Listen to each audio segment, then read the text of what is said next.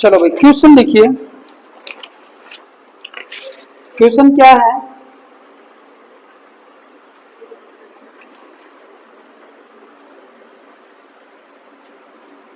ये एक अल्कोहल है,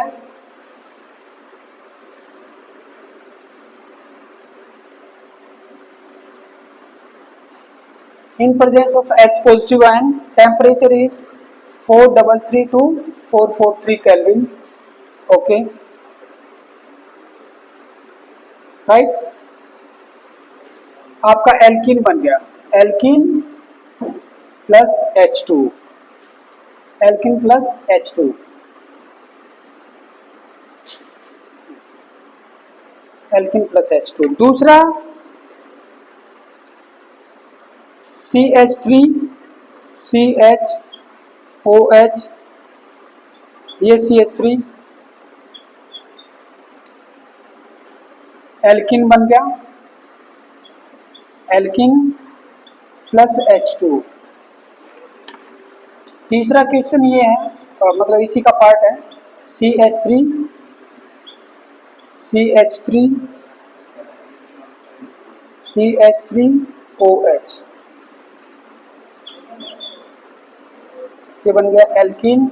जो भी एल्कीन बनेगा एल्कीन और प्लस में H2। मेरा क्वेश्चन क्या है, मेरा क्वेश्चन ये रहेगा, ये है टेम्परेचर T1, ये टेम्परेचर T2, ये टेम्परेचर T3। इनको इंक्रीजिंग ऑर्डर में लिखिए, T1 T2 T3, सबसे कम टेम्परेचर कौन सा है, ज्यादा कौन सा है, ठीक है। दूसरा कंसंट्रेशन ऑफ H2SO4, यहां पर है C1, यहां पर है C2 और यहां पर है C3। इसको भी यानी कि जो कंसंट्रेशन है C1 H2SO4 की, C1 C2 C3, इनको भी इंक्रीजिंग ऑर्डर में। क्या क्वेश्चन क्या है मेरा, arrange T1 T2 T3 in increasing order. Same way, arrange C1 C2 C3 in increasing order. आपको क्या लगता है, आपको क्या लगता है, ये टेम्परेचर इससे ज्यादा होना चाहिए या कम? कैसे पता करोगे? रिएक्टिविटी से। ये कैसा अल्कोहल है भाई, सीधा ये कैसा अल्कोहल है, उस कार्बन के ऊपर जो फर्दर एक कार्बन के साथ जुड़ा है, ये है प्राइमरी अल्कोहल। ये क्या है, सेकेंडरी अल्कोहल। और ये क्या है, टर्सरी। तो आप मुझे ये बताओ, इन रिएक्शन में सबसे ज्यादा रिएक्टिव कौन सा होता है? टर्सरी होता है भाई, कार्बोकेटाइन फॉर्म होता है, कार्बोकेटाइन फॉर्म होगा तो कार्बोकेटाइन तो टर्सरी अल्कोहल सबसे ज्यादा स्टेबल देते हैं, slowest step formation of carbocation है। तो भाई यहाँ पे टर्सरी के लिए जो है ना, टेम्परेचर ज्यादा रखने की जरूरत नहीं है, ये जो है ना कम टेम्परेचर पे ही हो जाएगा। सबसे ज्यादा टेम्परेचर तो इसमें रखना पड़ेगा। ये टेम्परेचर कितना होगा, 433 से लेके 443 होगा। और ये जो कंसंट्रेशन होगी C1, ये सबसे हाईएस्ट कंसंट्रेशन होगी। और आप हाईएस्ट कंसंट्रेशन के साथ साथ इसको एक्सेस में भी लिख सकते हो कि H2SO4 है ना, बहुत ज्यादा ले रखा है बीकर के अंदर, ठीक है ना, तब जाके इसका डिहाइड्रेशन हो रहा है इसमें। तो यहाँ पे C1 is highest, C1 is highest, temperature is also highest. तो ऑर्डर तो हमारा ये होगा T1 T2 T3, C1 C2 C3। यहाँ पे टेम्परेचर होगा लगभग कितना, 440 के आसपास या उससे थोड़ा सा कम होता है, ठीक है ना। और ये और भी कम हो जाएगा भाई, ठीक है ना। कितना है एग्जैक्ट मैं बता देता हूँ बेटा एक बार, एग्जैक्ट इट इज 358, काफी डिफरेंस है, 358 ये टेम्परेचर। ये जो है ना 440 केल्विन, ये आप ये सोचोगे कि सर टेम्परेचर तो लगभग उतना ही है, यस, बट कंसंट्रेशन कितनी है, 85%। ये तो कंसंट्रेटेड है ऑलमोस्ट 100%, यहाँ पे 85% ऑफ H2SO4 है, मास बाय वॉल्यूम ले लो या कैसे भी, ठीक है ना। और ठीक है, और T3 क्या है, 358 केल्विन। और कंसंट्रेशन कितनी, ओनली 20% H2SO4 से ही काम चल जाएगा। ठीक है, 20% H2SO4 से। तो इस टाइप के क्वेश्चन आएंगे भाई आपके IIT में या जेई में या नीट में, ऐसे ये ऑर्डर पूछ लेंगे या ये पूछ लेंगे, लाइक दैट कंपैरेटिव स्टडी आती है। ओके, चलिए अब हम नेक्स्ट बढ़ते हैं अपने नेक्स्ट टॉपिक की तरफ। डिहाइड्रेशन होने के बाद में नेक्स्ट टॉपिक क्या रहेगा अपना, डिहाइड्रेशन करवा दिया था, involving the whole molecule, that is oxidation. Oxidation की बात करेंगे, oxidation of alcohols. Okay, oxidation of alcohols में आप एक चीज याद रखना, डिफरेंट टाइप के ऑक्सीडाइजिंग एजेंट यूज होंगे भाई, डिफरेंट टाइप के ऑक्सीडाइजिंग एजेंट। ठीक है, एक तो वो चीज ध्यान में रखनी है। यहां पे जो मेन बेसिक फंडा है वो नोट डाउन करो बेटा। जो आपका न्यूट्रल के MnO4 होता है वो एक नेसेंट ऑक्सीजन देता है, जो एल्कलाइन होता है KMnO4 वो आपके 3 नेसेंट ऑक्सीजन देता है। तो क्या आप बता सकते हैं इन दोनों में से ज्यादा स्ट्रॉन्ग कौन सा होगा, strong oxidizing agent KMnO4 alkaline. और अगर मैं एसिडिफाइड की बात करूं, एसिडिफाइड KMnO4 तो ये 5 नेसेंट ऑक्सीजन। और अगर देखा जाए ना तो बेटा तीनों के तीनों स्ट्रॉन्ग हैं, KMnO4 का चाहे न्यूट्रल लो या एल्कलाइन लो या फिर एसिडिफाइड। अगर मैं एल्कोहल की बात करूं, ठीक है, हमारा बेसिक कन्वर्जन क्या होता है, एल्कोहल्स किस में कन्वर्ट होंगे, एल्डिहाइड, एल्डिहाइड और कीटोन्स में, एक स्टेप में ये। अगर मान लो हमारा ऑक्सीडाइजिंग एजेंट थोड़ा सा स्ट्रॉन्ग है तो इसको किस में कन्वर्ट कर देगा, कार्बोक्सिलिक एसिड में, कार्बोक्सिलिक एसिड यही रहता है ना हमारा। और एल्कोहल किससे बने थे, एल्केन से। अगर मैं एल्केन का ऑक्सीडेशन करवा देता हूं, स्टार्टिंग जो एंड है that is alkane, alcohol, aldehyde ketone, carboxylic acid. और अगर मैं उल्टा जाऊं इसका रिडक्शन करूं तो ये बनेगा और and is the alkene. Okay, तो ये हमारी बेसिक रिएक्शन रहती है। एक इंपॉर्टेंट पॉइंट ये हो गया, ठीक है।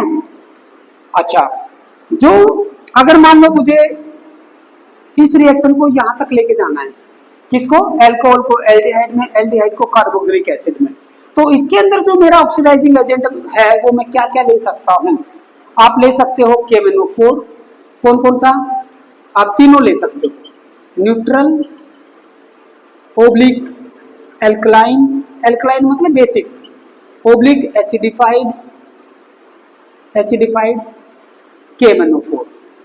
दूसरा आप एसिडिफाइड K2Cr2O7 ले सकते हो, पोटासियम डाइक्रोमेट, ठीक है। और क्या ले सकते हो भाई,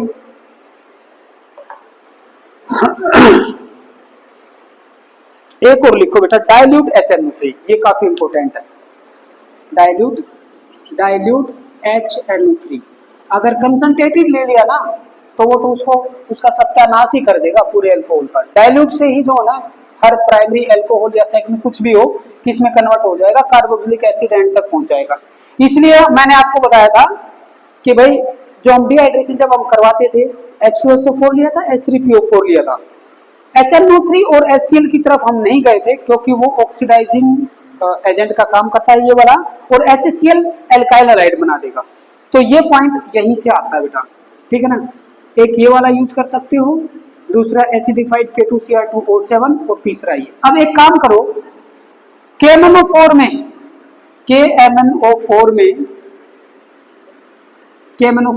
Mn की ऑक्सीडेशन स्टेट, K2Cr2O7 में क्रोमियम की ऑक्सीडेशन स्टेट और HNO3 में नाइट्रोजन की ऑक्सीडेशन स्टेट, मुझे बताइए। इसको आप ऐसे भी लिख सकते हो, MnO4 नेगेटिव, इसके अंदर निकाल लो Mn की, Cr2O7 2 नेगेटिव में, इसको आप ऐसे, चलो डायरेक्ट ही निकाल लो, ऐसे करने की कोई जरूरत नहीं, डायरेक्ट निकाल के बताओ बेटा। How you will find out the oxidation state of Mn, central metal atom है Mn, okay, K positive MnO4 negative, 2 K positive ion है, Cr2O7 2 negative, that is dichromate ion, H positive और ये nitrate, तीनों में find out करो बेटा फटाफट। यहाँ पे काफी इंपॉर्टेंट पॉइंट छुपा हुआ है।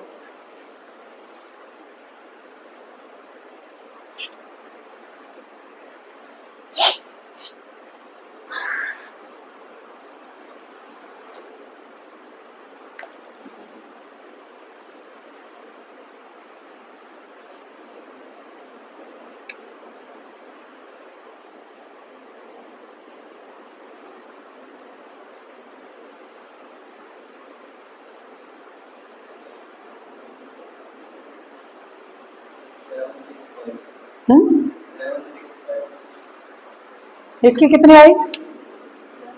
+7। क्रोमियम की कितनी आई? +6। ओके, 7 14 और -2 12, ठीक है। और इसमें +5, ठीक है ना। मैंगनीज जो होता है हमारा, scandium, titanium, vanadium, chromium, manganese यहाँ पे आता है। और फिर उसके बाद में आयरन, है ना, कोबाल्ट, निकल, कॉपर एंड जिंक, ऐसे होता है। जब हम फ्रॉम लेफ्ट टू राइट जाते हैं ना, तो नंबर ऑफ वेरिएबल स्टेट, जैसे इसकी +1 और +3, इसकी कुछ है +1 या सॉरी +2 +4 लाइक दैट। ये नंबर ऑफ वेरिएबल स्टेट है ना, ये बढ़ती जाती है बेटा। मैक्सिमम जो है ना mn में होती है। जैसे +1 को भी ये शो कर सकता है, +2 +3 +4 +5 +6 लाइक दैट, बहुत सारी होती है। फिर उसके बाद में घटती चली जाती है अगेन लाइक दैट। तो ये जो दो एलिमेंट है ना, क्रोमियम और मैंगनीज, इसके ऐसे कंपाउंड हैं जिसमें वेरिएबल ऑक्सीडेशन स्टेट के कंपाउंड स्टेबल है। अब एक बात सुनो, अगर मान लो ये इसकी मैक्सिमम है, ये मैंगनीज की मैक्सिमम है, क्या इससे ज्यादा ये ऑक्सीडेशन स्टेट को ले सकता है? नहीं ले सकता। +7 से +8 नहीं जा सकता, +8 है ही नहीं इसकी ऑक्सीडेशन स्टेट। तो ये अगर जा सकता है तो +7 से +5 चला जाएगा या +6, यानी कि मैंगनीज की खुद की ऑक्सीडेशन स्टेट रिड्यूस होगी। इनकी क्या होती है, ऑक्सीडेशन स्टेट जब खुद की रिड्यूस होती है तो इनका खुद का रिडक्शन होता है, दूसरे का क्या करवाएंगे, oxidation. Same way chromium, chromium की मैक्सिमम पॉसिबल ऑक्सीडेशन स्टेट है। नाइट्रोजन की मैक्सिमम है, ठीक है ना। नाइट्रोजन की +3 हो सकती है, +1 हो सकती है, -3 भी हो सकती है, ठीक है। तो ये मैक्सिमम है। तो डाइल्यूट है, एसिडिफाइड है, और ये न्यूट्रल भी है। न्यूट्रल मतलब उसके अंदर H2 है प्योर। एसिडिफाइड मतलब कुछ ड्रॉप एसिड की डाली गई है। एल्कलाइन मतलब उसके अंदर कुछ ड्रॉप बेस की डाली गई है। सब कंडीशन में याद रखना ये एक्वस सॉल्यूशन है जो हम इसमें यूज करेंगे। अगर आपने एक्वस सॉल्यूशन ले लिया तो अल्कोहल का ऑक्सीडेशन होगा एल्डिहाइड और कीटोन में, और एल्डिहाइड और कीटोन से किस में पहुंच जाएगा, कार्बोक्सिलिक एसिड में। I mean to say that जितने भी ये ऑक्सीडाइजिंग एजेंट हैं एक्वस स्टेट में, they are very strong oxidizing agent. Okay, अगर वो एक्वस स्टेट में है तो ये है यहाँ पे इंपॉर्टेंट पॉइंट, ठीक है। तो इस पॉइंट को आप या तो यहीं पे मेंशन कर लो, ठीक है ना। All are in aqueous state, ठीक है। एक्वस स्टेट समझ गए ना, पानी के अंदर सबके वो बने हैं। ओके, चलो भाई अब एक काम करते हैं, ये हमने ले लिया, जैसे मान लो CH3 CH2OH, ठीक है। तो एक काम करो, इसको मैं थोड़ा सा एक्सपेंड करके लिख लेता हूं बेटा। ओके, ऐसे करके हमने लिख लिया, राइट। ओके, इसको भी थोड़ा सा ये कर लो लाइक दिस। ये एक अल्कोहल है, ठीक है। इस अल्कोहल में ये वाला बॉन्ड टूट जाए एक तो, ठीक है, और एक ये वाला बॉन्ड टूट जाए। कौन कौन से बॉन्ड टूट रहे हैं, कार्बन और हाइड्रोजन, ऑक्सीजन और हाइड्रोजन, ये दो बॉन्ड टूटेंगे भाई, ठीक है ना। हाइड्रोजन का रिमूवल क्या होता है, एडिशन ऑफ ऑक्सीजन या फिर removal of hydrogen is oxidation. तो ये दो बॉन्ड हमें तोड़ने हैं, और जब ये बनेगा तो यहाँ पे डबल बॉन्ड आ जाता है बेटा। जब एल्डिहाइड बनेगा, ये देखो, अगर मैं इसको यहाँ से हटा दूं, ये हटा दूं, तो ये क्या है, CH3CHO, CHO, this is aldehyde group, ketone में क्या होगा, एक हाइड्रोजन और हटाना पड़ेगा, या फिर इसमें इधर हाइड्रोजन नहीं होता है, सॉरी, इसमें CH3 ग्रुप होता है बेटा, हटेंगे ये दो ही, और एक कार्बन ऑक्सीजन जो सिंगल था वो हमारा डबल बन जाता है, ठीक है। So we are forming one extra CO bond at the cost of two breakage of bond, okay. तो इसमें बेसिकली ये चीज होगी, अगर यहाँ पे CH3 है तो वो कीटोन बन जाएगा, अगर यहाँ पे हाइड्रोजन है तो एल्डिहाइड बन जाएगा। वो डिपेंड करता है हमारा ये जो एल्कोहल है वो प्राइमरी है, सेकेंडरी है या टर्सरी है। प्राइमरी अल्कोहल होगा तो एल्डिहाइड बनेगा, सेकेंडरी अल्कोहल होगा तो कीटोन बनेगा, ठीक है। वो इसकी स्ट्रक्चर के ऊपर डिपेंड करेगा। तो बेसिकली हो क्या रहा है, यहाँ पे स्टार पॉइंट बना लिया मैंने, ब्रेक, एक तो ये काम हो रहा है, दूसरा ये काम हो रहा है, one extra bond is form, okay. ये पॉइंट नोट डाउन करो, ये पॉइंट नोट डाउन करो, फिर मैं आगे बढ़ूंगा।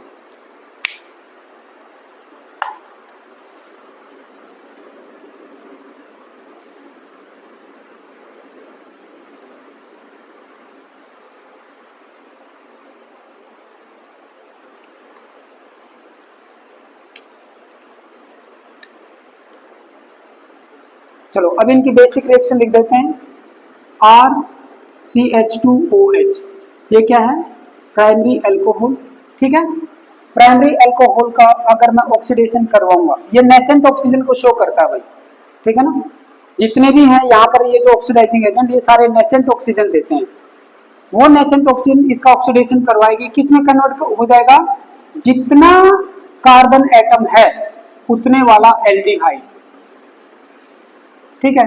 ये प्राइमरी अल्कोहल है तो ये एल्डिहाइड बना देगा, और इसका फर्दर ऑक्सीडेशन इसको किस में कन्वर्ट कर देगा, उतने ही कार्बन एटम के कार्बोक्सिलिक एसिड में, ठीक है ना। देखो यहां से यहां क्या हो रहा है, रिमूवल ऑफ 2 हाइड्रोजन एटम, आप ऐसे लिख सकते हो, removal of 2 hydrogen atom, it is also oxidation. यहां से यहां क्या हो रहा है, addition of 1 oxygen atom, addition of oxygen is also oxidation. So दोनों स्टेप में ऑक्सीडेशन हो रहा है। प्राइमरी होगा तो ऐसे, अगर मान लो ये टर्सरी ले लेते हैं, सेकेंडरी ले लेते हैं भाई, CH और यहाँ पे ये CH3 और ये OH, अगर ये सेकेंडरी अल्कोहल हुआ, सेकेंडरी अल्कोहल, तो फर्स्ट स्टेप में क्या बनेगा, फर्स्ट स्टेप में लो भाई आप बना दो RC डबल बॉन्ड OCH3, ठीक है। नेक्स्ट में क्या होगा, इसका फर्दर ऑक्सीडेशन होगा, ठीक है। ये वाला पार्ट अलग एसिड देगा और ये वाला पार्ट अलग एसिड देगा। इसमें कितने कार्बन है, ये जितना भी कार्बन होगा इसके अंदर प्लस में ये, तो इसका एसिड बना दो COOH, एक कार्बन है, ये एक कार्बन का, प्लस में ये एक कार्बन वाला HCOOH, लाइक दिस, ऐसे बनेगा, ठीक है। अगर यहाँ पे CH2 CH3 होता 2 कार्बन, तो 2 कार्बन वाला एसिड CH3 COOH, तो ये चीज ध्यान रखनी है, जितने कार्बन एटम हैं ये वाला बॉन्ड इसमें टूटता है और ये फर्दर ऐसे एसिड बन जाएंगे। टर्सरी का देखो भाई, RCH, H नहीं होगा, CH3 CH3 और OH। टर्सरी अल्कोहल का क्या होता है, जब हम ऑक्सीडेशन करवाने की कोशिश करते हैं तो इसमें मेन प्रोडक्ट क्या बनते हैं, इसमें मेन प्रोडक्ट बनते हैं, डिहाइड्रेशन हो जाता है बेटा, CH3 CH2 डबल बॉन्ड और प्लस में H2। टर्सरी अल्कोहल डिहाइड्रेशन की तरफ मूव हो जाते हैं।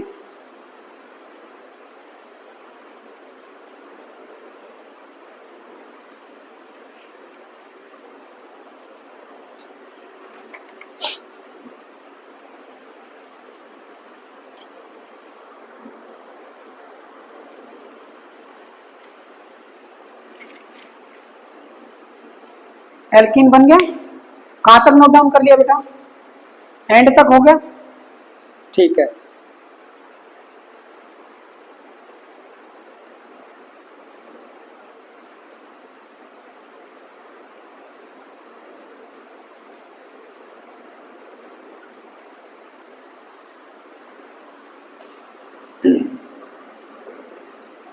यहाँ पे एक पॉइंट नोट डाउन कर लो आप, काफी इंपोर्टेंट पॉइंट है।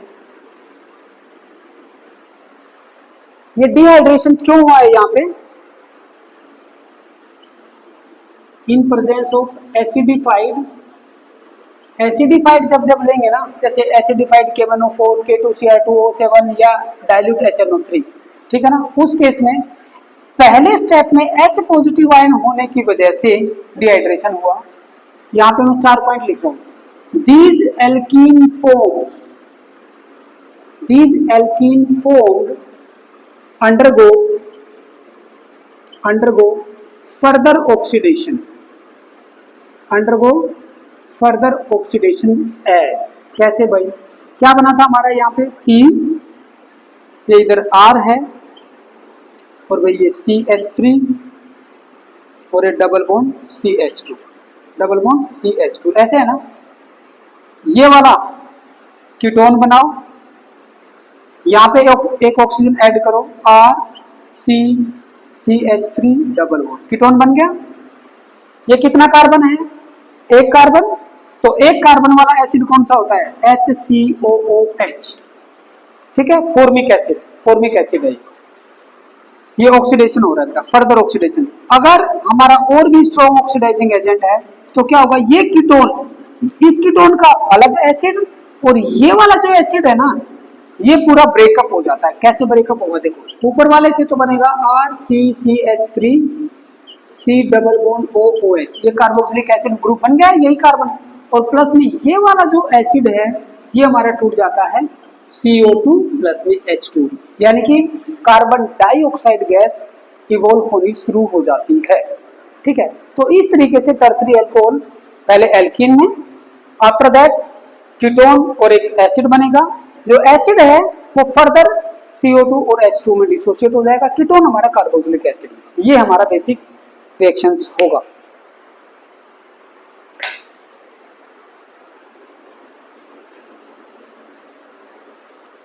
तो आपने क्या करवाया? यहाँ तक आपने करवाया, और दोनों स्टेज में, है ना, एल्डिहाइड और कीटोन फॉर्म हुआ, एल्डिहाइड और कीटोन से कार्बोक्सिलिक एसिड एंड तक पहुंच गए। अगर मान लीजिए आपको if we want to stop the oxidation at the aldehyde और कीटोन स्टेज, तो क्या करेंगे भाई? तो क्या करेंगे? हमारा ऑक्सीडाइजिंग एजेंट क्या होना चाहिए? माइल्ड होना चाहिए, यानी कि सॉफ्ट होना चाहिए, थोड़ा सा वीकर होना चाहिए। तो उस केस में हम क्या करेंगे? पहली बात तो ये कि हम ऐसे ऑक्सीडाइजिंग एजेंट लेंगे जो थोड़े से ज्यादा स्ट्रॉन्ग नहीं है, जैसे कि उस कैटेगरी में आता है बेटा पहला कोलिन रिएजेंट। इसके डायरेक्ट फॉर्मूले पूछ लिए जाते हैं। कोलिन रिएजेंट सबको मैं बताऊंगा एक एक करके, कैसे याद करने वो भी बताऊंगा। फिर दूसरा होता है कोरेज रिएजेंट, ठीक है, और तीसरा पीडीसी, ठीक है, पीडीसी। तीन रिएजेंट हम बताएंगे।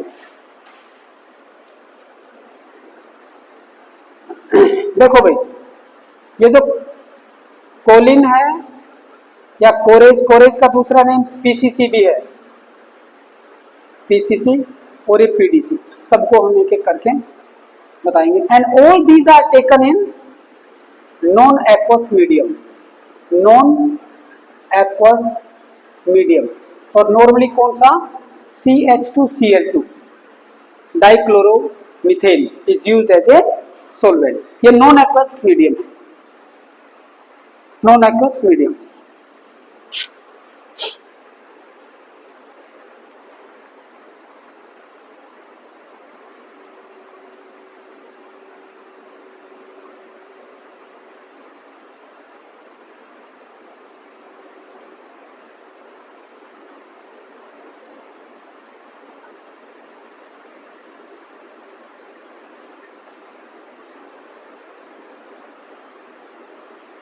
हो गया बेटा?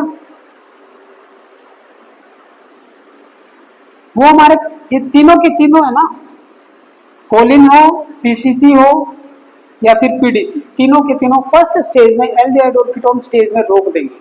यहाँ पे नोट डाउन कीजिए, chromium is in +6 oxidation state, पहली बात तो ये। क्रोमियम +6 ऑक्सीडेशन स्टेट में है। दूसरा कोलिन रिएजेंट जो है, कोलिन रिएजेंट ये क्या है भाई, CrO3 और पायरिडीन C5H5N। पायरिडीन का फॉर्मूला ये वाला होता है ना बेटा, दिस इज पायरिडीन, है ना, यही है ना पायरिडीन। बेंजीन के अंदर एक कार्बन को हटाओ और उसके साथ साथ उसका हाइड्रोजन एटम भी, C5H5N। ओके, CrO3 और ये पायरिडीन, इन दोनों का एक मिक्सचर होता है बेसिकली, ठीक है ना, एक एडक्ट टाइप में बनता है ये, इसी को बोलते हैं कोलिन रिएजेंट। ओके, यहाँ पे CrO3 के अंदर जब आप देखोगे तो क्रोमियम +6 में है, क्योंकि ऑक्सीजन -2 में और ऐसे ऐसे 3 ऑक्सीजन एटम है ना, तो ये -6, तो इसके ऊपर क्या आएगी, टोटल +6 फॉर्मल चार्ज आएगा भाई, उसकी ऑक्सीडेशन स्टेट होती है, ठीक है ना। तो यहाँ पे +6।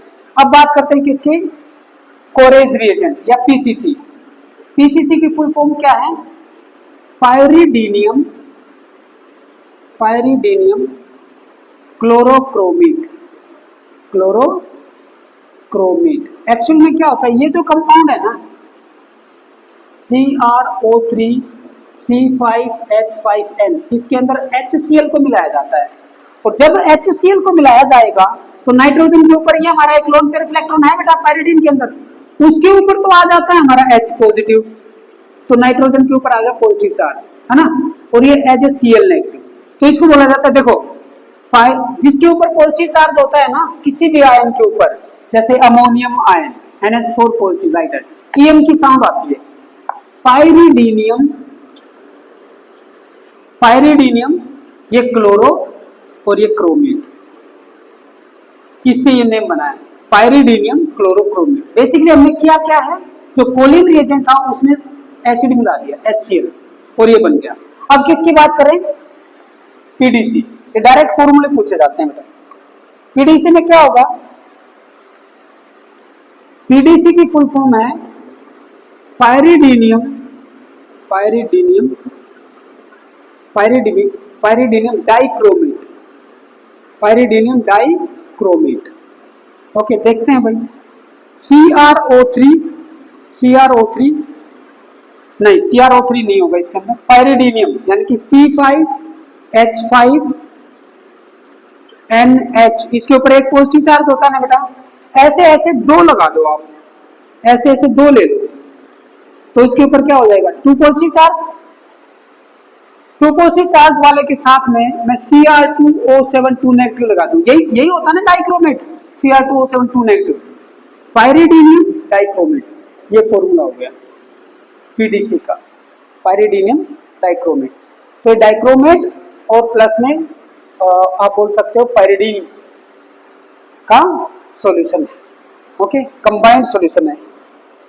ये लैब में बना लिए जाते हैं पहले से, फिर उनको यूज किया जाता है। दीज आर, ये जब रिएजेंट नेम रख दिया ना बेटा, कोलिन रिएजेंट, कोरेज रिएजेंट या पायरिडीनियम डाइक्रोमेट रिएजेंट, ये भी रिएजेंट। ये रिएजेंट वर्ड क्यों आता है, जैसे ग्रिग्नार्ड रिएजेंट, रिएजेंट की कैटेगरी में कोई भी कंपाउंड तब आता है जब वो लैब में काफी इंपॉर्टेंट हो जाता है, वो एक रिएक्शन में काम नहीं आता है, डिफरेंट डिफरेंट रिएक्शंस में लैब में उसका यूज होता है, ठीक है ना, लार्ज नंबर ऑफ यूजेस होते हैं, ठीक है, डिफरेंट डिफरेंट रिएक्शंस में, तब हम उसको रिएजेंट की कैटेगरी में रखते हैं। तो भाई ये जितने भी हमारे मैंने आपको बताया, कोलिन हो या पीसीसी या PDC, all these are soft you can say oxidizing agent, और वो फर्स्ट स्टेज में उसको स्टॉप कर देंगे, ये इसका मेन मुद्दा है। ओके, और दूसरी बात, जितने भी ये लिए जाएंगे ये सारे के सारे आप बोल सकते हो नॉन एक्वस में या एनहाइड्रस भी बोल सकते हो, जिसमें पानी ना, सिंपल सी बात है, पानी नहीं होगा, उसी की वजह से इनकी कैपेसिटी, इनकी एबिलिटी टू ऑक्सीडाइज थोड़ी सी कम हुई है। चलिए,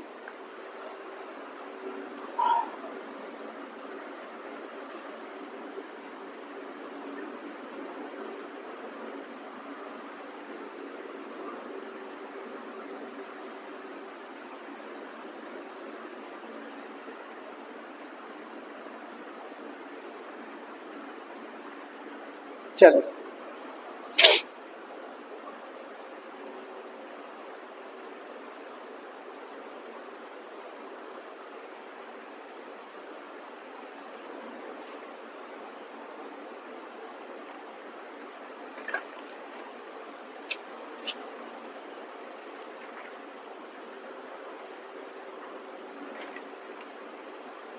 अगली रिएक्शन लिखो बेटा, अगली रिएक्शन लिखो डिहाइड्रोजिनेशन।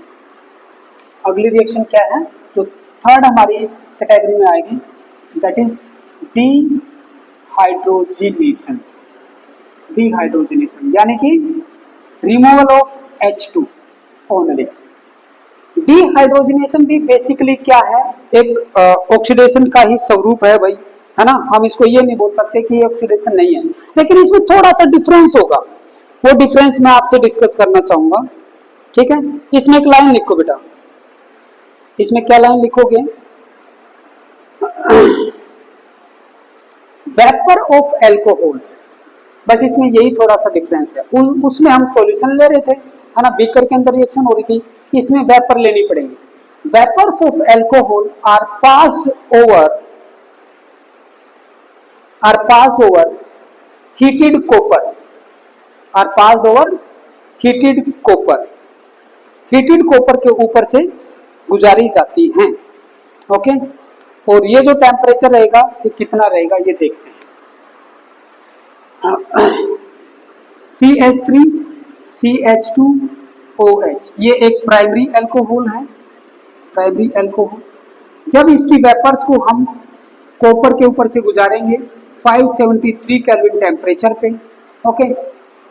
मैं आपसे पूछने जा रहा हूं कुछ क्वेश्चन अभी, क्या होगा भाई, यहां से H और ये वाला H निकाल दो भाई, क्या बनेगा, CH3 CH double bond O, ये क्या बन गया, ये बन गया आपका एल्डिहाइड, ओके।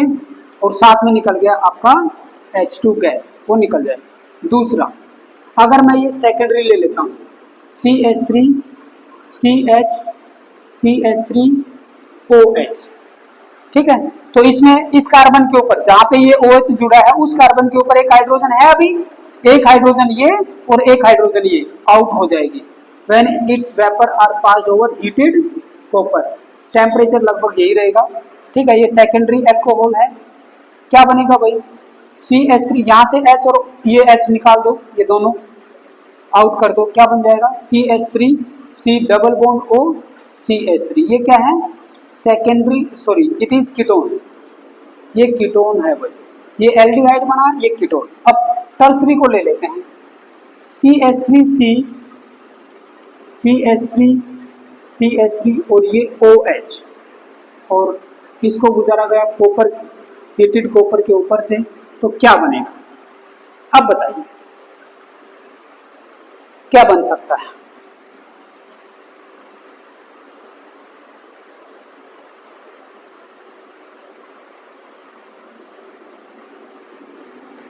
इस कार्बन के ऊपर तो हाइड्रोजन है नहीं, है ना, तो डेफिनेटली इन तीनों में से किसी एक में से हाइड्रोजन निकलेगा और ये वाला बॉन्ड ब्रेकअप होगा, ठीक है ना। एक चीज याद रखना हमेशा, टर्सरी एल्कोहल जो है ना, इनकी ज्यादातर टेंडेंसी होगी, टर्सरी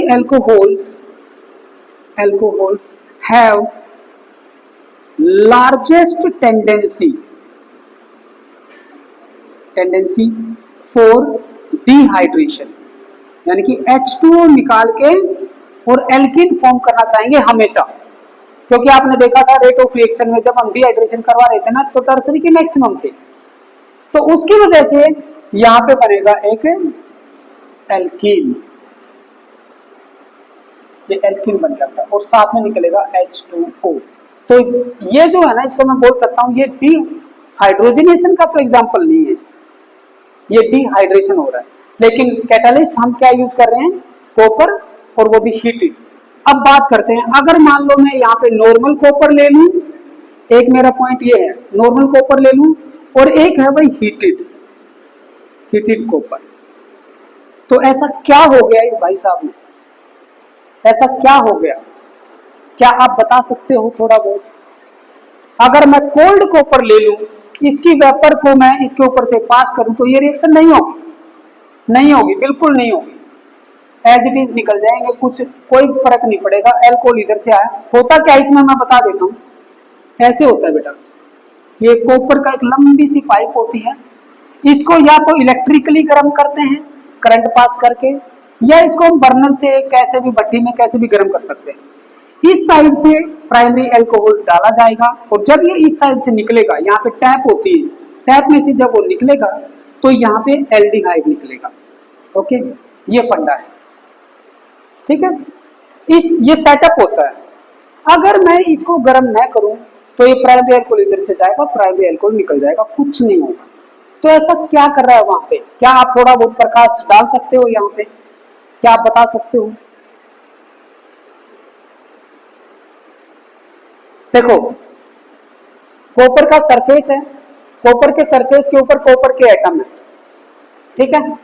ओके, आपने देखा होगा, इस चीज का नाम सुना होगा, एडजॉर्प्शन। एडजॉर्प्शन है ना। एडजॉर्प्शन में क्या होता है? एडजॉर्प्शन का जो रेट है, रेट ऑफ एडजॉर्प्शन समझो, या एक्सटेंट ऑफ एडजॉर्प्शन, ये बेटा इनिशियली ऐसे बढ़ता है, बढ़ता जाएगा टेम्परेचर के साथ, बढ़ता जाएगा, बढ़ता जाएगा, बढ़ता जाएगा, बढ़ता जाएगा, and after that it get reduce. तो देखो, एक एम्बिएंट टेम्परेचर पे जो ना मैक्सिमम गैसेस एडजॉर्ब हो जाएंगी, कोल्ड टेम्परेचर पे एडजॉर्प्शन नहीं होगा। जैसे ये कॉपर हीटअप होना शुरू होता है ना, तो ये H2 के जो मॉलिक्यूल निकल रहे हैं ना भाई, बाय द वे मान लो कि भाई दो मॉलिक्यूल से निकले, तो दोनों के दोनों H2 को वो, I mean to say that, इस रिएक्शन को फॉरवर्ड डायरेक्शन में ले जाने वाला ये कैटालिस्ट है through the phenomena of adsorption. Cold copper के ऊपर एडजॉर्प्शन नहीं होता है, इसलिए इसको हीटअप किया जाता है। दूसरी चीज, मतलब सर एक काम करो, इसको 2000 केल्विन या 3000 केल्विन कर देते। नहीं भाई, उसके बाद में क्या होगा, जो गैस एडजॉर्ब हुई है वो निकलना भी शुरू हो जाती है, एक टेम्परेचर तक, मैक्सिमा तक जाती है।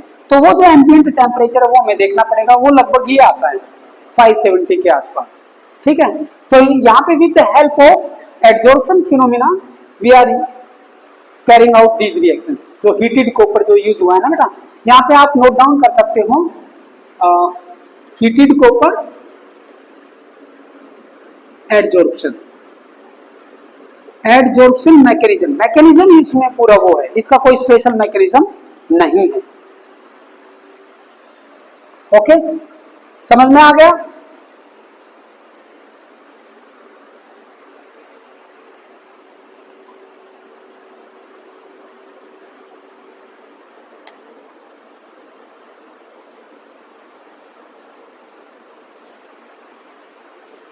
मैंने आपको एक क्वेश्चन दिया था, अगर कोई पेशेंट मेथेनॉल इनहेल कर लेता है ना, तो उसका ट्रीटमेंट हम कैसे कैसे करेंगे? क्या आपने वो लिखा?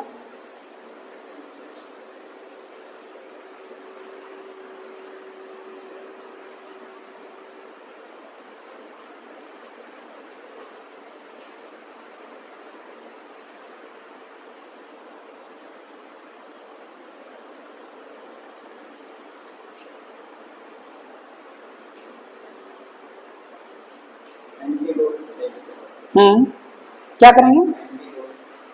एंटीडोट, एंटीडोट कुछ नहीं होता है, एंटीडोट नहीं ले सकते।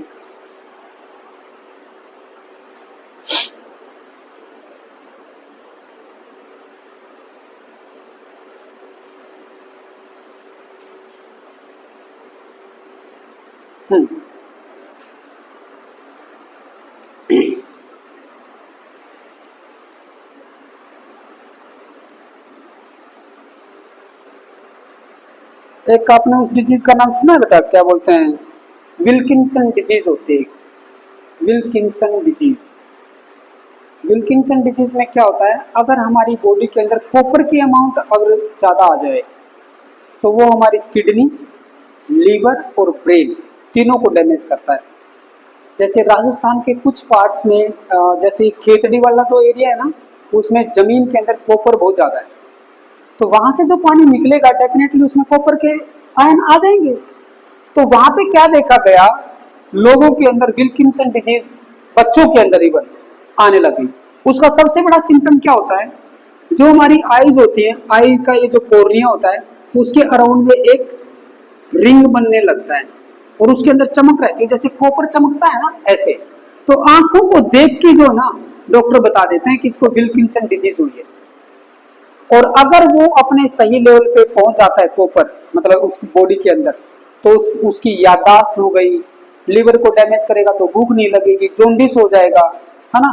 किडनी में अगर प्रॉब्लम है तो पूरा ब्लड ही खराब हो जाएगा, है ना, क्योंकि यूरिक एसिड वापस ब्लड में मिलना शुरू हो जाएगा, फिल्ट्रेशन ढंग से नहीं कर पाएंगे, नेफ्रॉन्स खराब हो जाएंगे। तो अगर वो कॉपर चला गया है हमारी बॉडी के अंदर as a Cu2 positive ion, तो एक थेरेपी होती है, मेन क्या बताया मैंने, विल्किंसन डिजीज, हाई कंसंट्रेशन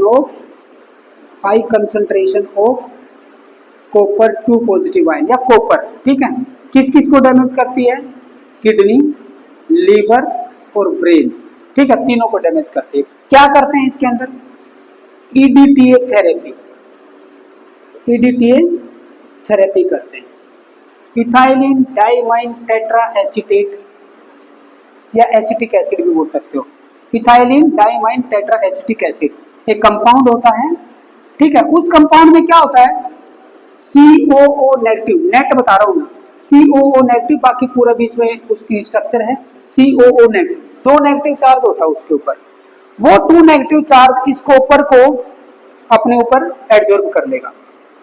और कैसे करते हैं थेरेपी, क्या कैसे करते हैं, जो हमारी वेन्स होती है ना, इंट्रावेनसली जो हमारे वेन्स होती हैं, जो हम ग्लूकोज वगैरह या जो डेक्सट्रोज जो भी हम चढ़ाते हैं ना,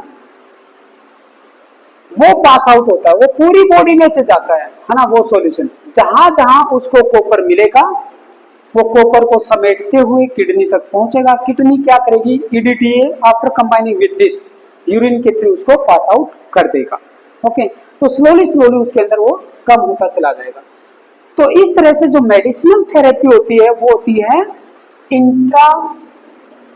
इंट्रावेनसली मतलब वेन्स में हम डायरेक्टली कैनुला के थ्रू उसको चढ़ाते हैं, ठीक है ना, जो भी वो कंपाउंड होगा। क्या ये नोट डाउन करोगे आप, फटाफट नोट डाउन कर लो इसको। Wilkinson disease, higher concentration of copper, तीनों को डैमेज करती है। EDTA थेरेपी, EDTA थेरेपी से इसको क्या किया जाता है, ये किया जाता है। नेक्स्ट हम डिस्कस करेंगे मिथेनॉल वाले को, ये मुझे दोनों एक साथ बतानी थी इसलिए मैंने ये बताया।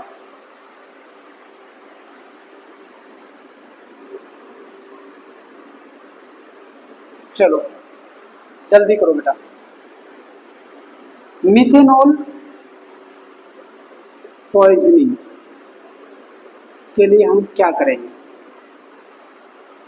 देखो भाई, जो हमारा लीवर है ना,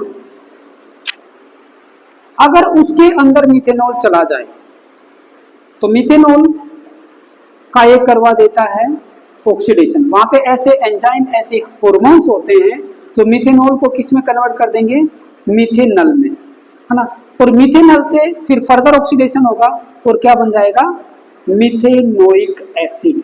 ये जो मिथेनोइक एसिड है ना, दिस इज दैट कंपाउंड जो हमारी आईज को क्या कर देगा, ब्लाइंड करता है। और इस कन्वर्जन में है ना टाइम लगता है। लीवर में ऐसे तो है नहीं कि गया और जाते ही जो ना वो एकदम से पूरा का पूरा मिथेनॉल कन्वर्ट हो गया, और जब बॉडी के अंदर कंसंट्रेशन हाई होगी, आईज तक पहुंचेगा, है ना, काफी अच्छी खासी अमाउंट इसकी, तो ये आईज ब्लाइंड होती है। हमें क्या करना है, इस चीज को रोकना है। कैसे रोक सकते हैं, या तो मैं डायरेक्ट रोकूं, या फिर मैं ऐसे करूं कि भाई लीवर के अंदर ये जो हो रहा था ना, इसकी जगह पे मैं एक ऐसा कंपाउंड ला दूं कि लीवर को जो है ना पहले उसको ऑक्सीडाइज करने में आसानी हो, तो वो इसको भूल जाएगा।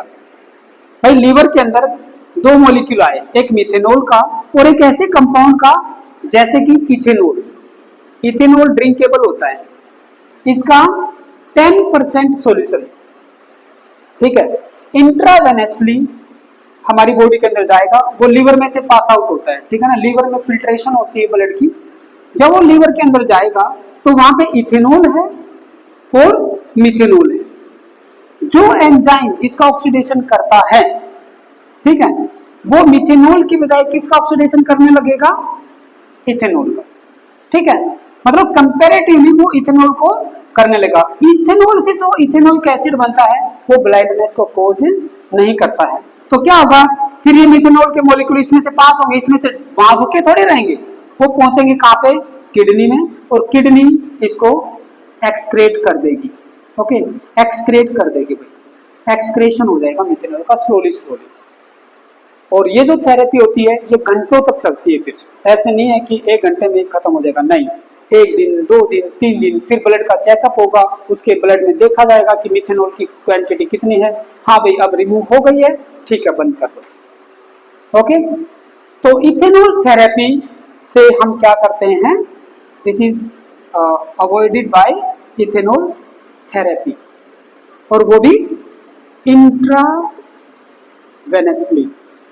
ओके, इंट्रावेनसली मतलब वेन्स के अंदर हम उसको डायरेक्ट एडअप करते हैं। ओके, विद 10% Na, ये वाला पॉइंट नोट कर लो बेटा, इथेनॉल का 10% सोल्यूशन बाय मास इसमें यूज होता है।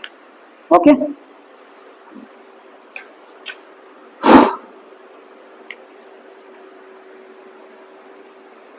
मैंने आपको कुछ वर्ड लिखवाए थे, वुड स्प्रिट या वुड एल्कोहल, है ना, एब्सोल्यूट एल्कोहल, लाइक दैट लिखवाए थे।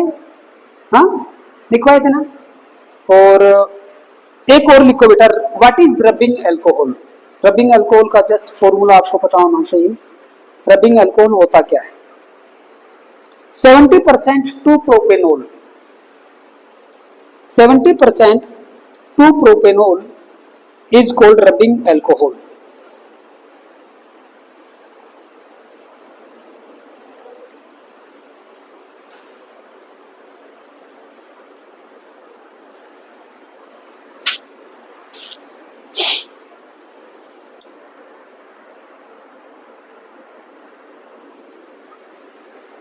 आप हॉस्पिटल में गए होगे, है ना, हॉस्पिटल में गए होगे तो छोटी छोटी बोतल रहती है, हर कोई इसमें से ऐसे करके ऐसे ऐसे रब करता है ना, ठीक है, वही होता है हमारा रबिंग एल्कोहल। किस लिए यूज करते हैं, एंटीसेप्टिक नेचर समझो या एंटी जर्म्स, है ना।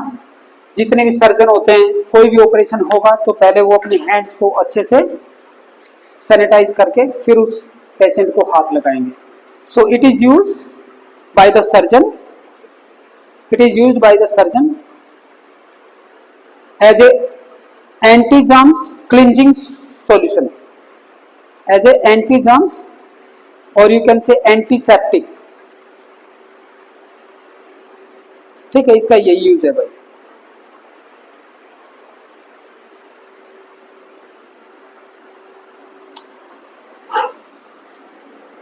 बस बेटा,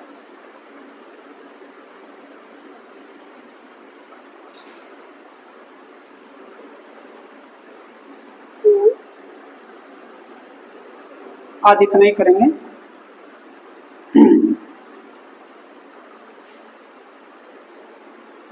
ठीक है, यहां तक कोई डाउट तो नहीं है, ठीक समझ में आ गया, सारी रिएक्शन है ना। देखो भाई, कभी भी ऐसा नहीं पूछा जाएगा कि right reactions involving OH bond cleavage, ऐसा कुछ नहीं पूछा जाएगा। आपको रिएक्टेंट दिए जाएंगे, प्रोडक्ट पूछ सकते हैं, ठीक है।